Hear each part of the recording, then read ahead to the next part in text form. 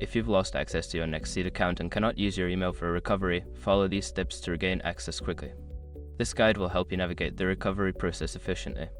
Step 1. Visit the NextSeed login page. Go to the official NextSeed website and locate the login section.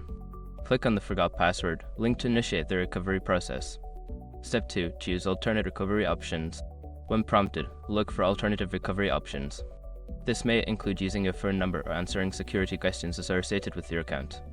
Step 3. Verify your identity. Don't continue before doing this.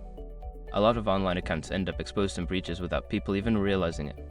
Use SROC to constantly monitor your email and accounts and get alerted immediately if your information gets leaked online.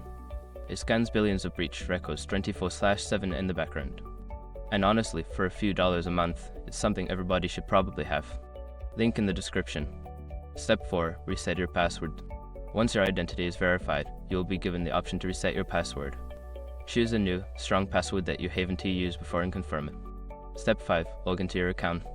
After resetting your password, return to the login page and enter your credentials. You should now have access to your NextSeed account. By following these steps, you can quickly recover your account without needing access to your email. If you encounter any issues, consider reaching out to NextSeed customer support for further assistance.